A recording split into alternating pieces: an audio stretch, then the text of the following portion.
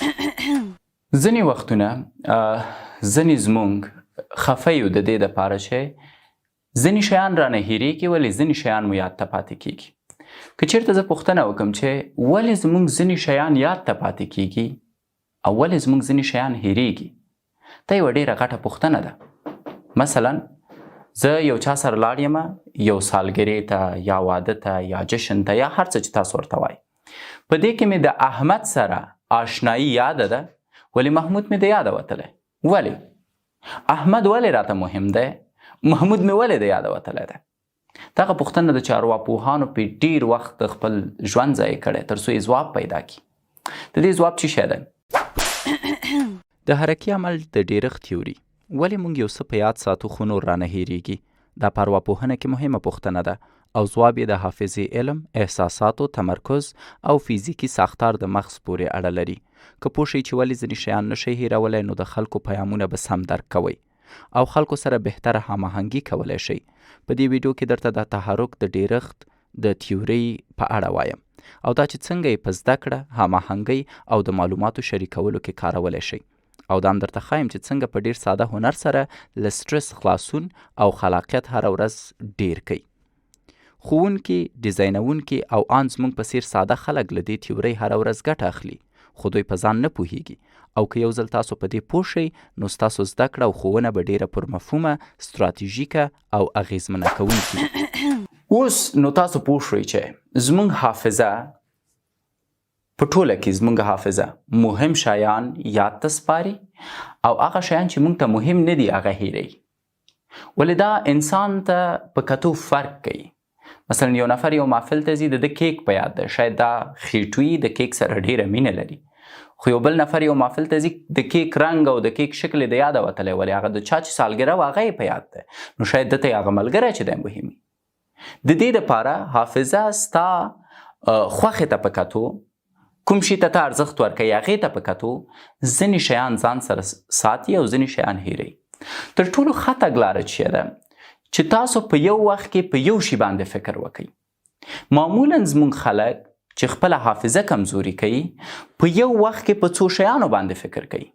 مثلا زه ناست یم کمپیوټر ته ایډیټ کوم یا زه ناست یم دغه اوس مهال تاسو سره خبرې کوم، په داسې حالت کې چې زه فکر کوم کور کې به څه رواني، په داسې حالت کې چې زه فکر کوم دفتر کې به څه رواني، په داسې حالت کې چې زه به فکر کوم چې دې نه وروسته به څه کوم.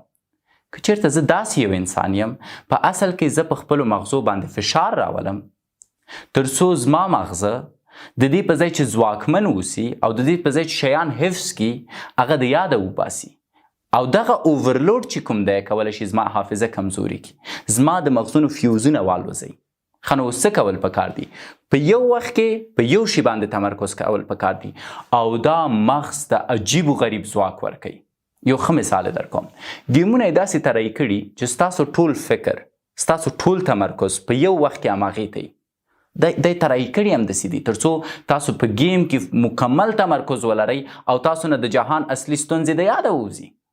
یو نفر لګیا دی پبجي وهي، یو چا دروازه خلاصه کړه، کور نه یې غلا وکړه ووتو، مور یې راغلې وزویه کور نه غلا شوې ده، سړی بیخي خبر نه دی. ولې؟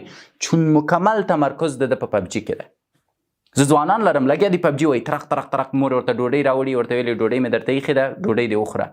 یو وخت کې چې دی پبجي کې خلاصېږي چغې کوي چې مور ما ته ډوډۍ ولې نه ده راوړې؟ هغه ورته وایي چې یو ساعت مخکې مې درته راوړه، درته مې وموي چې ودې خوره، سر دې مه خوره چې صحیح ده خورمی.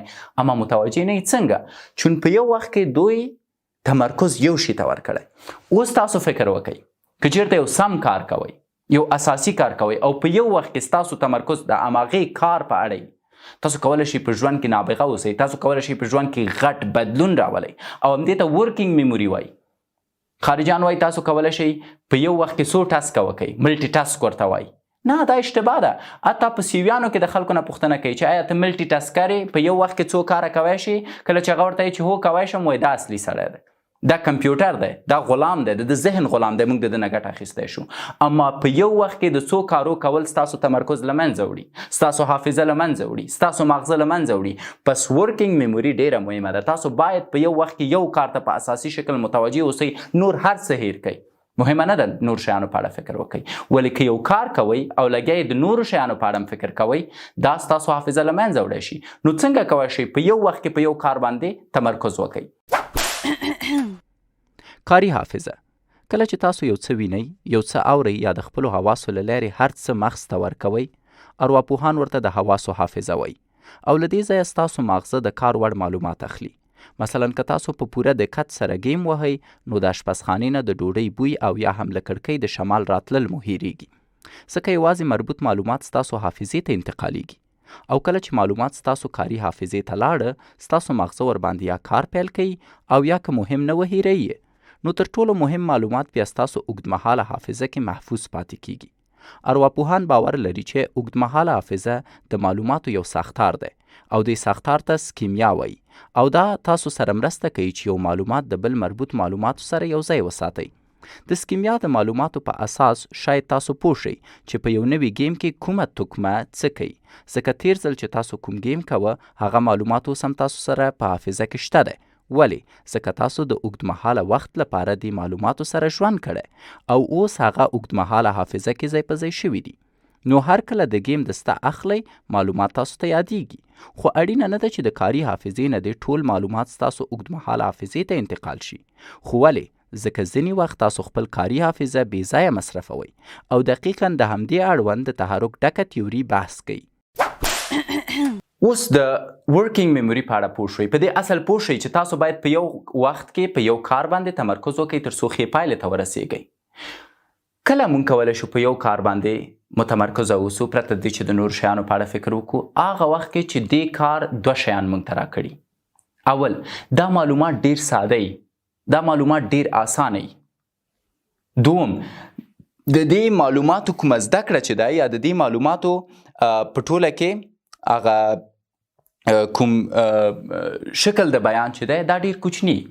ځینې خلک عادت لري تا ته راځي یوه ډیره وړه خبره درته دومره اوږدوي چې نور ستا ماغزه په درد راځي چې وا ورور په لیاز د خدای څه غواړې ووایې.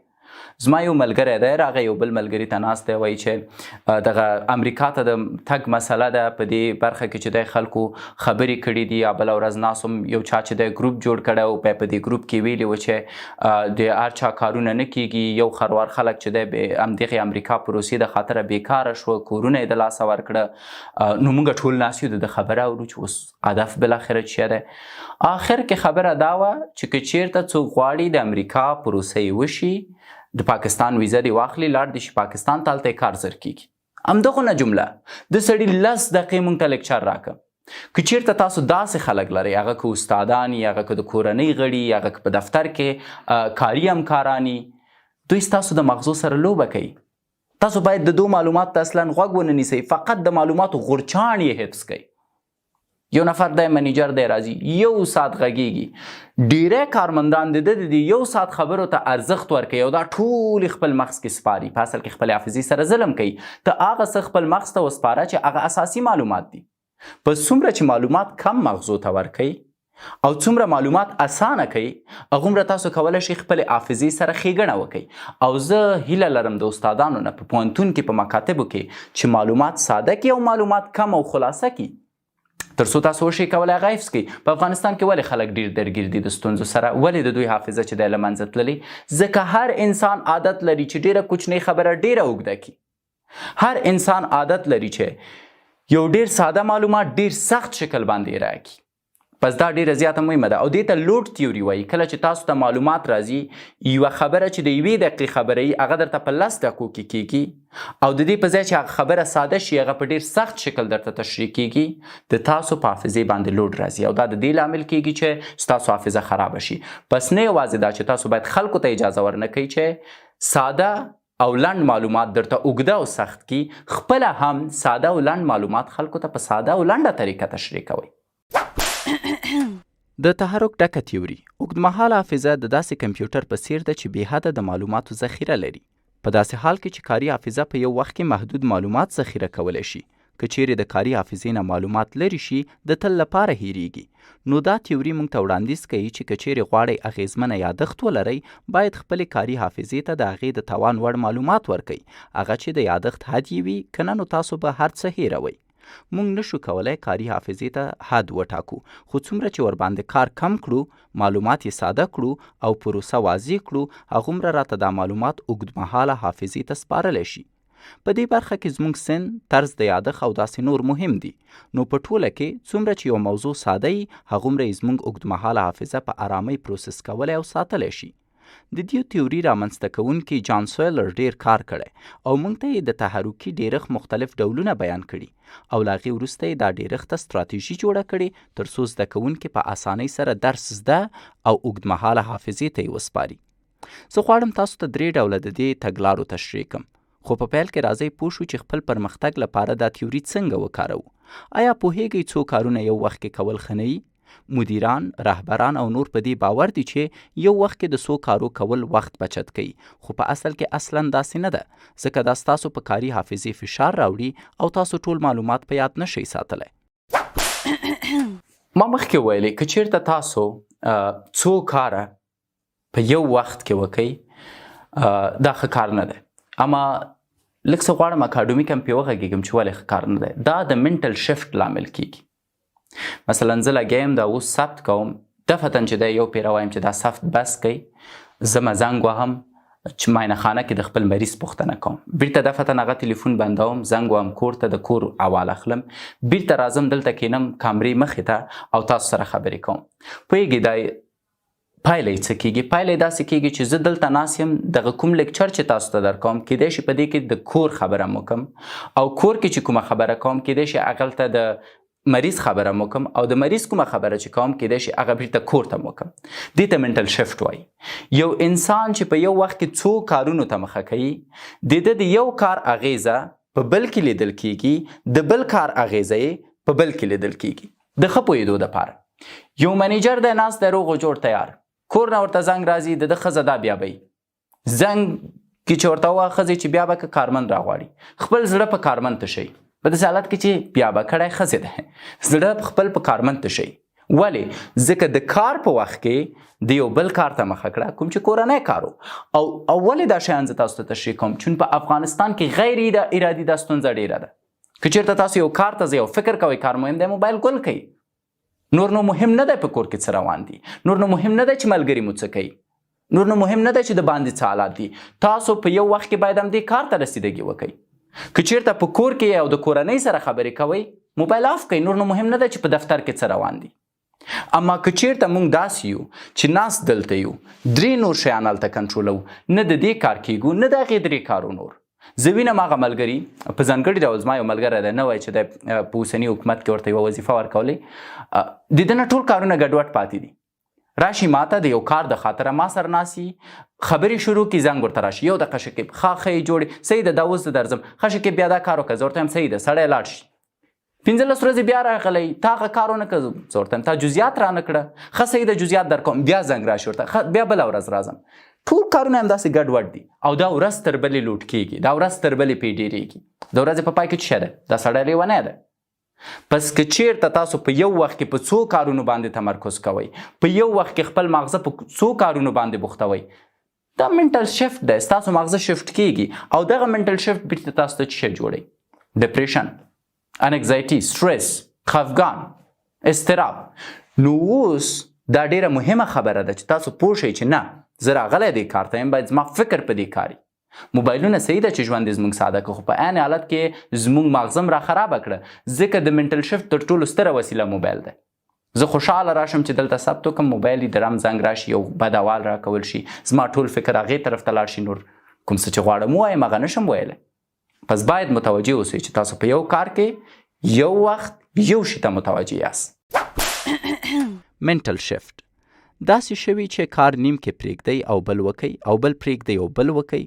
هر کله چې داسې کوئ ماغزه مو د رواني بدلون سره مخ کیږي چې له امله یې ځینې معلومات د تیر کار لا هم په نوي کار کې ښکاره کیږي او دا ستاسو د مغزو ډیر وخت نیسي او ډیره انرژي ضایع کوي. نو ساده لاره دا ده چې تحرکي فشار کم کړئ او په یو وخت کې یو شي باندې کار وکئ. مثلا تلیفون مو بند کړئ، تلویزیون ګل کړئ او یوازې هغه کار وکئ چې باید یې وکئ.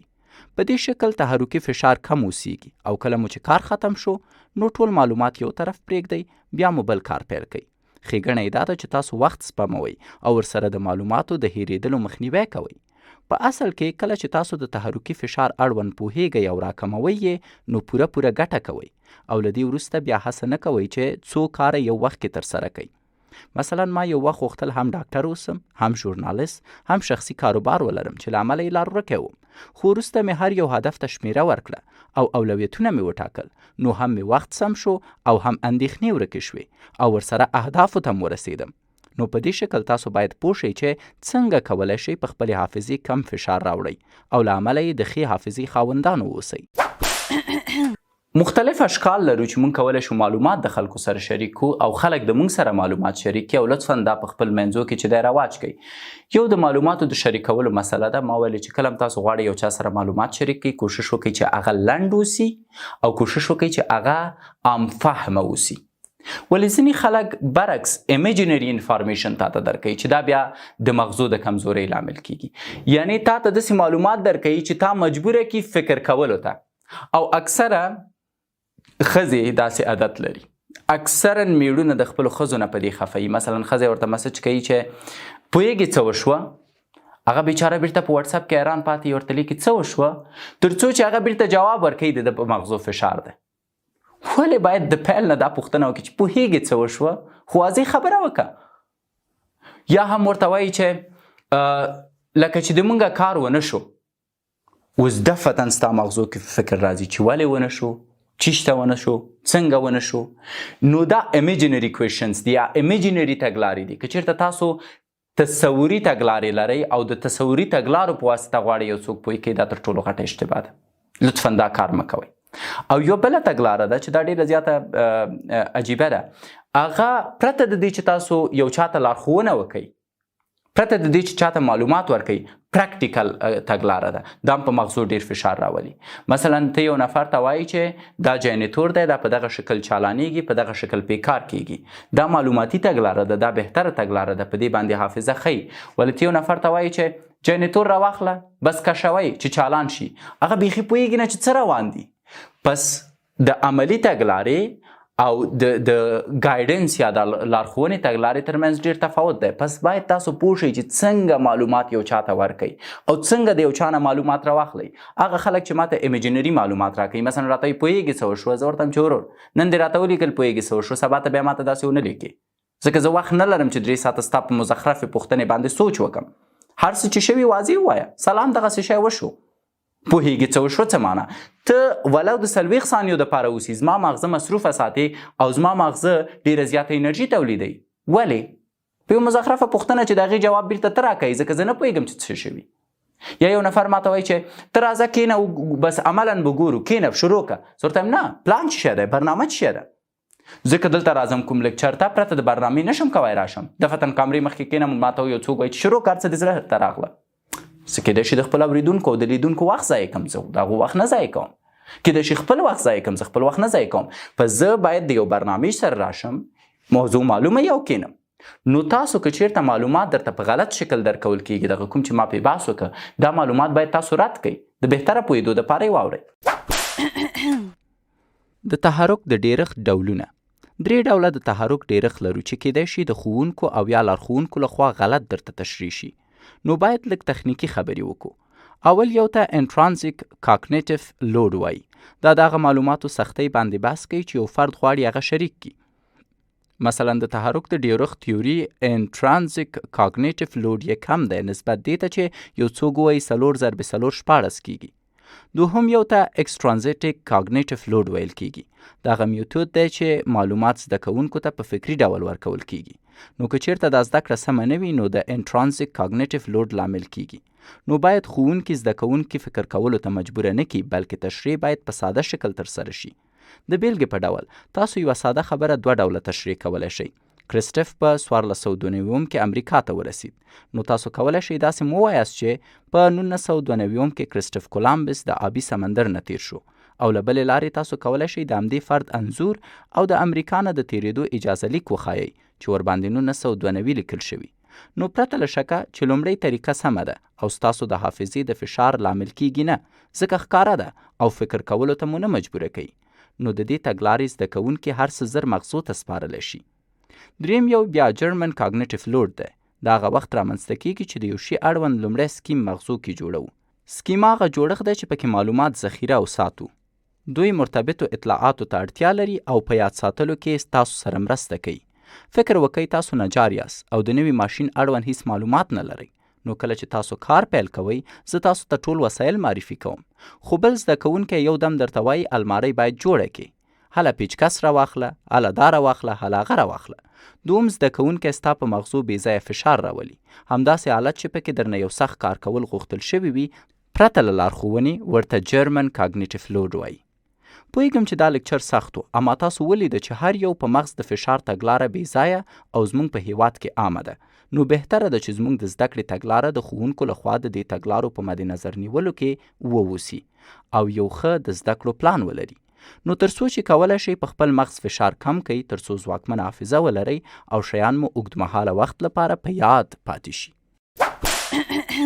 نو په ټوله کې موږ د کاګنیټیف لیوډ تیوري تاسو ته بیان کړه، درته مو ویلې چې په یو وخت کې یو کار ته متمرکز اوسئ، معلومات مو باید ساده اوسي او معلومات مو باید کوچني اوسي، معلومات مو باید تخیلي نه اوسي، معلومات مو باید فکري نه اوسي او معلومات مو باید یو دم د عمل په ډګر کې نه اوسي.